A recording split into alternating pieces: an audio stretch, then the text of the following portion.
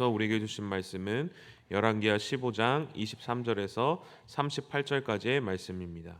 구약성경 588쪽에 있습니다.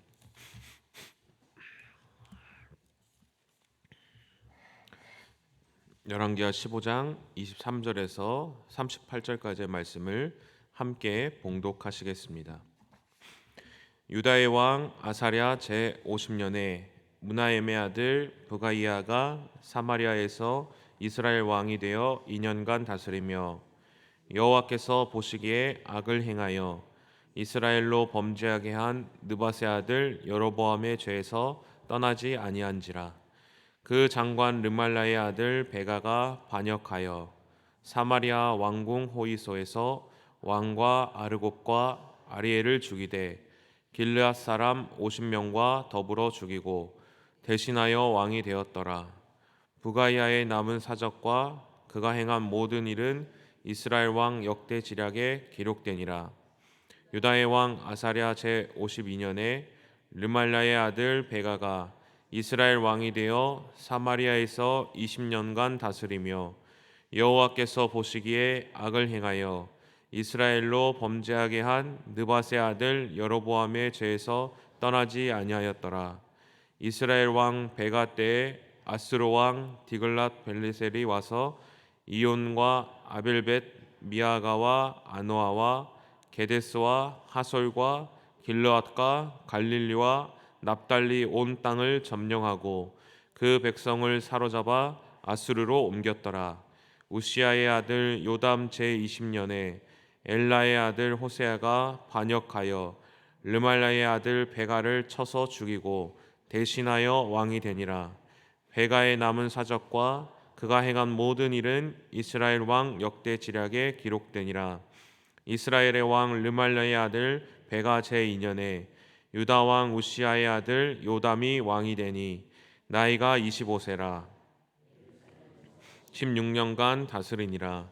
그의 어머니의 이름은 여루사라 사독의 딸이더라. 요담이 그의 아버지 우시아의 모든 행위대로 여호와께서 보시기에 정직히 행하였으나 오직 산당을 제거하지 아니하였으므로 백성이 여전히 그 산당에서 제사를 드리며 분향하였더라. 요담이 여호와의 성전의 민문을 건축하니라. 요담의 남은 사적과 그가 행한 모든 일은 유다 왕 역대 지략에 기록되지 아니하였느냐. 그때 여호와께서 비로소 아람 왕 르신과 르멜라의 아들 베가를 보내어 유다를 치게 하셨더라. 요담이 그의 조상들과 함께 잠에 그의 조상 다윗성의 조상들과 함께 장사되고 그의 아들 아하스가 대신하여 왕이 되니라. 아멘. 어떤 한 마을에 이제 마차를 그 마을에 있는 어떤 그 건물 기둥에다가 아주 밧줄로 꽝꽝 이렇게 묶어놓은 매듭이 하나 있었다고 합니다. 그래서 그 누구도 그 매듭을 이제 풀 수 없었던 것이죠. 그래서 이제 그 동네에 이제 한 가지 이야기가 전해오는데 이 꽁꽁 묶어놓은 이 매듭을 푸는 사람은 이 세상, 이 아시아의 왕이 될 것이다라는 한 이야기가 내려왔다고 합니다. 그런데 어떤 한 사람이 이렇게 돌아다니다가 그 마을에 이제 우연히 도착하게 된 것이죠. 근데 이 사람은 세계 정복을 이제 꿈꾸는 아주 야심찬 사람이었습니다. 근데 그 이제 마을에서 그 매듭이 있다는 얘기를 듣고 어떻게 하겠습니까? 내가 풀 수 있는 사람은 나다 해서 매듭을 이제 풀려고 간 것이죠. 그래서 매듭을 이렇게 막 풀려고 했는데 워낙 이제 매듭이 꽉 묶여 있고 복잡하게 묶여 있어서 풀 수가 없는 것입니다. 그래서 이 사람이 어떻게 합니까? 칼로 딱 매듭을 잘라버리게 된 것이죠. 전혀 생각하지도 못하는 방식으로 이제 문제를 해결하게 된 것이죠. 때로는 우리의 인생을 살펴볼 때 우리의 인생 가운데서도 이런 매듭이 하나씩 존재하고 있지 않습니까? 그런 어떤 문제, 풀리지 않는 문제, 계속해서 이제 꽉 꼬여 있는 그 문제가 하나씩 이제 우리 마음 가운데 있는 것이죠. 사람과의 어떤 관계가 될 수도 있고 또 우리 가족이 될 수도 있고 또 나에게 끊임없이 반복되는 죄악이 될 수도 있고 또 어떤 병이 될 수도 있고 내 인생에서 그것이 계속해서 꼬이고 내가 풀어보려고 노력하지만 풀어지지 않는, 계속해서 나를 따라오는 매듭이 하나씩 있는 것이죠. 그런데 그것을 우리가 계속해서 노력하고 풀려고 하지만 어떻습니까? 우리의 힘으로 풀어보려고 할 때마다 이게 안 풀리는 거예요. 그래서 우리는 자연스럽게 이 매듭을 풀어줄 어떤 대상을 찾으러 가게 되는 것이죠.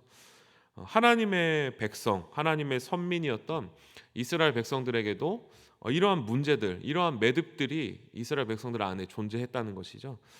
출애굽하여서 가나안 땅으로 들어오게 되고 거기에서 여러 가지 삶의 문제들, 이스라엘 백성들 자체의 그 문제들을 만나게 되었다는 것이죠. 그렇다면 하나님의 백성으로서, 성도로서 마땅히 그런 문제가 나에게 닥쳐올 때, 그런 매듭이 닥쳐올 때 그것을 풀어달라고, 그 문제를 해결해달라고 누구에게 찾아갔어야 했었습니까? 하늘이죠. 하나님이시죠. 하나님, 왕이신 하나님께 찾아가서 하나님, 이것을 좀 해결하여 주십시오. 우리의 힘으로는 도저히 할 수 없습니다. 이렇게 말을 했어야 할 것입니다. 그런데 이스라엘 백성들은 다른 것을 요청했습니다. 무엇을 요청합니까? 자신들의 문제를 더욱더 쉽게 해결해주고 더욱더 쉽게 풀어줄 새로운 왕, 어떤 인간의 왕, 인간의 힘을 요청한 것이었습니다. 하나님께서는 이스라엘 백성들에게 그래서 왕을 주신다고 약속하셨습니다. 그래서 이 왕의 역할은 무엇이었습니까? 바로 이스라엘 문제들, 이스라엘 안에 이러한 해결할 수 없는, 풀릴 수 없는 매듭들이 생길 때마다 하나님의 말씀을 가지고, 하나님의 율법을 가지고 그 문제들을 풀어나가고 또 하나님의 백성답게 그 문제들을 심판하고 이끌어 나가는 것이 바로 이스라엘의 왕의 역할이었던 것이죠. 그래서 왕으로서 제일 중요한 것이 하나님의 말씀을 바로 곁에 두고 하나님의 그 율법을 곁에 두고 이러한 일이 생길 때마다 그것을 해결해 주는 것이 왕의 역할이었던 것입니다. 그래서 이스라엘 백성들은 바로 이러한 왕을 저에게 주십시오라고 하나님께 요청을 하게 되고 그 왕을 세우게 되는 것이죠. 그래서 이스라엘 백성들이 요청한 왕들, 자신들의 어떤 매듭들, 문제들을 해결해 주기 위해서 세웠던 왕들이 쭉 나오는 그 왕의 연대기, 왕들의 어떤 통치, 그것이 무엇입니까? 바로 우리가 함께 지금 읽고 있는 열왕기서의, 열왕기 이 상하의 성경의 내용입니다. 근데 오늘 본문을 묵상하면서 이제 이스라엘의 심판관으로 세워진 이 왕들의 모습은 어떻게 나오고 있습니까? 하나님의 그 말씀, 하나님의 말씀을 가지고 이스라엘에 생긴 그 매듭, 문제들을 정확하게 심판하고 말씀을 통하여서 풀어 나가려고 하는 모습들이 이스라엘 왕을 통하여서 나타나고 있습니까? 이스라엘에 생겨난 그 모습, 그 매듭들을 어떻게 해결하려고 하고 있습니까? 이제 오늘 함께 읽은 말씀은 이제 이스라엘의 연대기에서 이제 후반부에 다다르게 되는 내용입니다. 그런데 이스라엘 상황은 어떻습니까? 이 왕 때문에 매듭이 풀려지는 상황이 되는 것이 아니라 오히려 어떻습니까? 점점 더 매듭이 꼬이고 더 꼬이는 상황이 벌어지게 되는 것입니다. 오히려 답이 없는 것입니다. 여로보암은 자신이 왕이 되었을 때 그 죄악을 한번 짓고 나서 오히려 하나님께서 왕으로서 그 매듭을 풀라고 왕으로 세웠는데 오히려 더 큰, 아주 풀리지 않는 죄악의 매듭을 그냥 만들어 놓고 그것을 풀리지 않은 채로 계속해서 이어져 내려오고 있는 상황인 것입니다. 오늘 함께 읽은 23절부터 38절의 말씀에는 북이스라엘 왕이 3명 등장하게 됩니다. 므나헴과 부가히야와 베가가 등장합니다. 그런데 이 세 왕이 통치한 기간 동안 이스라엘에는 어떤 일이 벌어지게 됩니까? 므나헴과 부가히야 왕은 이제 서로 부자지간이었던 왕이었습니다. 오늘 읽진 않았지만 므나헴 왕은 이제 친아수르 정책을 펼친 왕이었습니다. 므나헴이 다스리고 있을 때 아수르 왕 불이 북이스라엘을 치러 옵니다. 그런데 므나헴은 그때 어떤 결정을 하게 됩니까? 자신이 잘 이렇게 통치하고 있었던 북이스라엘에 이제 문제가 생긴 것이죠. 아수르라는 문제가 생긴 것이죠. 매듭이 꼬여버린 것이죠. 그런데 그때 그 므나헴 왕이 그 매듭을 풀기 위해서 결정한 것이 무엇이었습니까? 한번 돈으로 한번 해결해 보려고 한 것이었습니다. 그 문제를 가지고 하나님께 나아간 것이 아니라 한번 돈으로, 이 세상의 물질로 그것을 매듭을 한번 풀어보려고 결정한 것이었죠. 하나님의 심판관으로 세운 왕이 진짜 왕이신 하나님께 지금 자기에게 닥쳐온 그 문제를 가지고 그 문제를 해결해 보려고 하는 것이 아닌 돈 앞에 자기의 진짜 문제를 가지고 간 것입니다. 아스로 왕 불이 이스라엘을 치러 왔을 때 은 1000달란트를 불에게 주어 자기를 도와 자기 나라를 굳게 세우려고 했다라고 성경은 말씀하고 있습니다. 은 1000달란트는 어느 정도의 금액이 될까요? 1달란트가 6천 드라크마라고 합니다. 1드라크마는 노동자 하루 품삯이라고 합니다. 그렇다면 은 1달란트는 6천일의 노동자 품삯이 되는 것이죠. 1달란트만 해도 어마어마한 양이 되는 것이죠. 그런데 은 1000달란트는 그러면 얼만큼의 양이겠습니까? 한 명의 노동자의 600만 일의 품삯이 된다는 것이죠. 600만 일의 품삯이면 이제 노동자 한 명이 하루도 쉬지 않고 16,000년을 일해야지 벌 수 있는 어마어마한 양이라고 합니다. 문하임 왕이 그런데 이 많은 금액을 어디에서 가져옵니까? 이스라엘의 부자들로부터 착취했다고 말하고 있습니다. 이 자신에게 닥쳐온 그 문제를 풀어보려고 돈으로 한번 이걸 풀어보려고 했는데 오히려 이스라엘 백성들의 상황이 더 심각해진 것이죠. 더 문제가 심각해지고 문제를 해결하라고 왕을 세워놨는데 매듭을 풀라고 왕이 되었는데 매듭을 풀려고 하는 그 시도가 오히려 이스라엘 백성들에게 매듭이 더 꼬여버리고 더 문제가 되는 상황이 되어버린 것입니다. 결국 그의 아들 부가히야 때에 사람들은 어떻게 합니까? 그들을 그 왕조, 그 문하임의 왕조를 끌어내리게 되는 것이죠. 문제를 더 꼬이게 만들었으니까 사람들이 치워버리게 된 것입니다. 그래서 누가 왕위에 오르게 됩니까? 부가히야라는 군대 장관 르말라의 아들 베가가 그 왕위에 오르게 됩니다. 이 베가는 어떤 사람이었습니까? 바로 반아수르주의였습니다. 문하임과 다르게 친아수르주의와 다르게 반아수르주의였던 것이죠. 그리고 친아람주의였습니다. 그래서 어떻게 합니까? 문하임 왕조 때는 친아수르 정책으로 그 아수르라는 문제를 돈으로 해결해 보려고 했습니다. 그 돈으로 그 매듭을 한번 풀어보려고 했습니다. 그러나 이제 베가 왕조 때는 아람이라는 어떤 새로운 관계를 통하여서 아수르라는 매듭을 한번 풀어보려고 노력한 것입니다. 시도한 것입니다. 그런데 이 베가 왕 때에 어떤 일이 벌어집니까? 우리 29절의 말씀을 같이 한번 함께 봉독하시겠습니다. 이스라엘 왕 베가 때에 아스루 왕 디글랏 빌레셀이 와서 게데스와 하솔과 납달리 온 땅을 점령하고 그 백성을 사로잡아 아스루로 옮겼더라. 아멘. 어떤 일이 벌어집니까? 북이스라엘에 1차 침공이 벌어지게 되는 것입니다. 아수르에 의해서 이스라엘이 완전히 침공을 당하게 되는 것이죠. 백성들이 포로로 끌려가고 무너져버린 상황이 벌어진 것입니다. 베가가 한번 아람주의로 친아람주의로 이 아수르라는 문제 매듭을 한번 풀어보려고 노력을 했는데 오히려 완전하게 더 심각하게 매듭이 꼬여버리게 된 것이죠. 매듭을 풀려고 할수록 매듭이 꼬여버리는, 문제를 해결하면 해결할수록 문제가 더 심각해지는 상황이 지금 이스라엘 가운데 벌어지고 있는 것입니다. 본문을 묵상하면서 마치 하나님께서 이스라엘 백성들에게 이렇게 말씀하고 계시는 것 같았습니다. 봐라, 이스라엘 백성들, 너희가 문제를 해결하면 해결할수록 지금 문제가 어떻게 되고 있느냐, 너희가 의지하는 왕들, 그들의 지혜로, 능력으로, 힘으로 지금 이 문제, 이 매듭을 풀려고 하면 할 때마다 지금 어떻게 되느냐, 지금도 여전히 너희 안에 죄악의 매듭들이 여전히 묶여서 너희를 끌어내리고 있고, 새롭게 생겨나는 문제는 문제가 해결되고 있느냐, 정말 지금 너희가 해결하면 해결할수록 그 문제가 해결되고 있느냐, 너희가 지금 어디를 바라보고 있느냐, 정말 이 꼬여버린 매듭이 풀려버리고 있느냐, 마치 하나님께서 이스라엘 백성들을 향해서 이렇게 외치고 있는 것처럼 본문을 보면서 묵상이 되었습니다.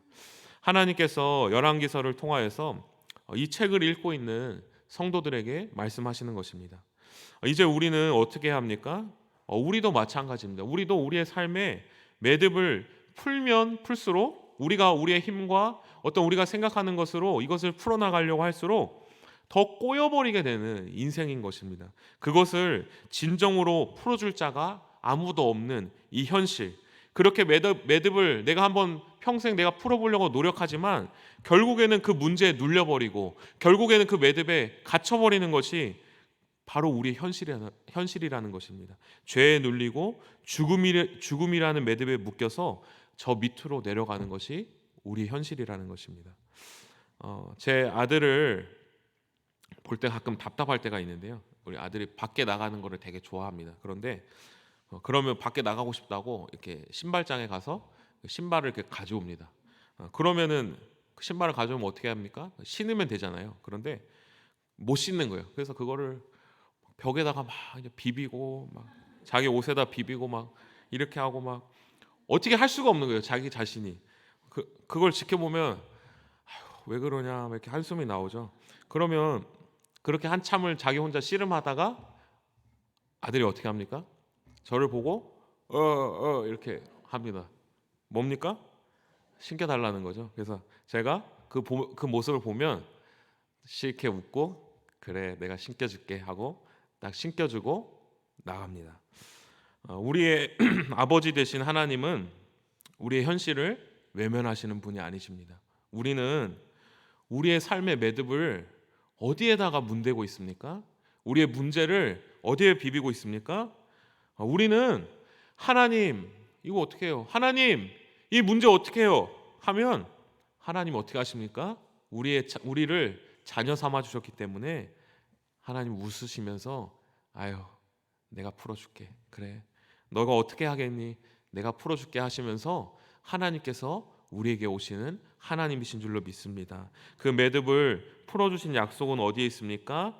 예수 그리스도이십니다. 우리의 진정한 왕 대신 예수 그리스도께서 이 땅에 내려오셨습니다. 친히 이 땅에 오셔서 그 예수님은 이 이스라엘 백성들의 부족한 왕들처럼 이리 치우치고 저리 치우치고 죄에도 미혹당하지 않으시고 공의와 정의로 이 세상을 통치하시며 이 세상의 모든 문제와 모든 방식들을 하나님의 말씀으로만 풀어가시는 진정한 왕이신 줄로 믿습니다. 그렇기 때문에 우리는 예수 그리스도에게만 우리의 왕이 예수 그리스도시라는 것을 믿고 우리의 문제들을 예수님께만 아뢰므로 그 문제를 해결받는 하나님의 백성이 되어야 할 것입니다. 그리고 이 세상에 그 누구도 풀 수 없고 그 누구도 해결할 수 없는 매듭이 있습니다. 무엇입니까? 바로 죄와 사망의 매듭입니다. 이 모든 세상의 사람들은 이 죄와 사망의 매듭에 꽁꽁 묶여서 저 지옥으로 떨어지는 운명입니다. 우리도 마찬가지였습니다. 우리가 아무리 죄를 안 지으려고 해도 우리가 아무리 안 죽으려고 하여도 우리는 그 매듭에 묶여서 죽을 수밖에 없는 운명이었습니다. 그러나 우리는 우리의 진정한 왕이신 예수 그리스도가 있는 줄로 믿습니다. 그 예수 그리스도께서 십자가에 못 박혀 죽으심으로 그 매듭을 단칼에 그 십자가 위에서 끊어내셨습니다. 죄와 사망의 매듭을 단칼에 끊어내신 것입니다. 우리가 때로는 죄와 사망이 우리를 다시 한번 옥죄어 올지라도 우리를 꽁꽁 묶을지라도 예수 그리스도의 십자가 앞에 오늘 이 하루도 다시 나감으로 예수님 이 매듭을 끊어주십시오 하실 때 예수님께서 우리를 십자가 위에서 그 거룩한 보혈의 공로 아래서 그 모든 매듭을 끊어주실 줄로 믿습니다. 예수 그리스도가 우리의 왕이시기 때문에 우리는 더 이상 그 매듭에 끌려서 저 지옥에 떨어질 자가 아닙니다. 마지막 때에 부활의 모습으로 저 천국으로 불려 올라갈 하나님의 거룩한 백성인 줄로 믿습니다. 내 삶에 매듭이 있습니까? 어떤 풀리지 않는 문제가 있습니까? 이스라엘 백성들은 헛된 왕을 붙잡고 헛된 것을 붙잡고 찾아다녔습니다. 그러나 우리는 진정한 왕 대신 하나님, 진정한 왕 대신 예수 그리스도만을 붙잡고 나아가는 거룩한 성도님들 되시기를 간절히 소망합니다. 기도하시겠습니다. 하나님 아버지, 우리는 우리의 삶의 모든 꼬여버린 문제를 해결하려고 하면 할수록 더 어려워지는 것을 경험합니다.